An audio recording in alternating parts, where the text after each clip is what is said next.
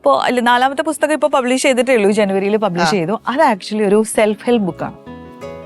എന്ന് വെച്ചാ ആ പുസ്തകം സന്തോഷത്തിന്റെ സമവാക്യങ്ങൾ എന്നാണ് പുസ്തകത്തിന്റെ പേര്.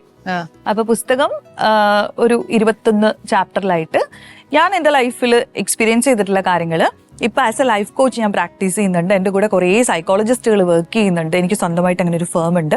അപ്പോൾ അവിടെ നമ്മൾ കാണുന്ന എക്സ്പീരിയൻസുകൾ, നമ്മൾ ക്ലയൻസിനോട് പറഞ്ഞു കൊടുക്കുന്ന ബേസിക്കലി ലൈഫിൽ നമുക്ക് വളരെ ആവശ്യമുള്ള ചില കാര്യങ്ങൾ. ഫോർ എക്സാമ്പിൾ, ഇപ്പോൾ നമ്മൾ പലരും പീപ്പിൾ പ്ലീസേഴ്സ് ആയിരിക്കും അല്ലെ, നമുക്ക് നോ പറയാൻ ഭയങ്കര ബുദ്ധിമുട്ടായിരിക്കും.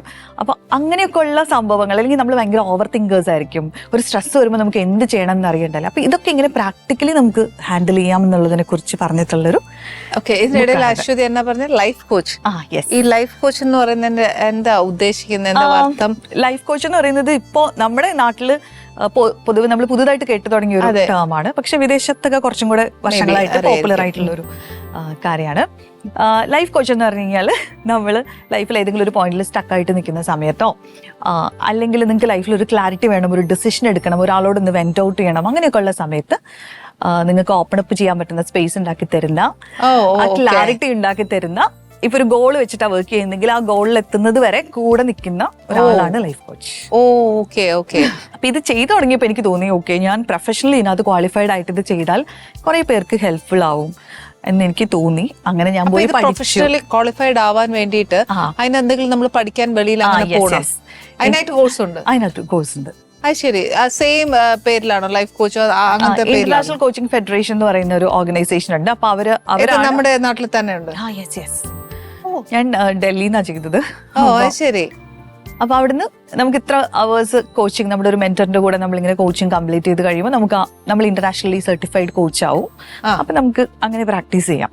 അല്ലാതെ നമുക്ക് ചുമ്മാ ഒരാളുടെ ഒന്നും കേൾക്കാൻ ഒക്കത്തില്ല. ചുമ്മാ ഇരുന്ന് ആക്ച്വലി കേൾക്കാൻ ചേച്ചി അങ്ങനെ കേൾക്കുന്ന ആൾക്കാരുണ്ട്. പക്ഷെ എനിക്കും ഒരു ഇതുണ്ടായിരുന്നു. എനിക്ക് തന്നെ എനിക്കൊരു ധാരണ വേണം, ഓക്കെ ഞാൻ ക്വാളിഫൈഡ് ആണ് ഇത് കേൾക്കാൻ റെഡി, ആ ഒരു സംഭവം ഉണ്ടായിരുന്നു.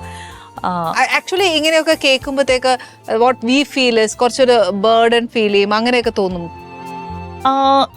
നേരത്തെ പറഞ്ഞ പോലെ ആദ്യമൊക്കെ ഇത് ഭയങ്കര പ്രശ്നമായിരുന്നു. ഒരാളുടെ കഥ കേൾക്കുമ്പോൾ നമ്മളിങ്ങനെ അവരുടെ കൂടെ ട്രാവൽ ചെയ്യാണല്ലോ, ആ ഇമോഷൻസ് നമ്മൾ കണ്ടുകൊണ്ടിരിക്കുകയാണല്ലോ. ഇപ്പോൾ എന്ന് വെച്ച് കഴിഞ്ഞാൽ നമ്മളെ കഥ കേട്ട് അവിടുന്ന് അവസാനിപ്പിച്ച്, അല്ലെങ്കിൽ കോള് കട്ട് ചെയ്ത്, അല്ലെങ്കിൽ നമ്മൾ ആ റൂമിൽ നിന്ന് നമ്മൾ പുറത്തിറങ്ങുമ്പോൾ നമ്മൾ അതിൽ നിന്ന് ഇറങ്ങും. അത് ഇറങ്ങാൻ പഠിച്ചു. കൗൺസിലിംഗ് പോലെയാണോ? കൗൺസിലിംഗ് അതിന്റെ ഒരു പാർട്ടാണ്.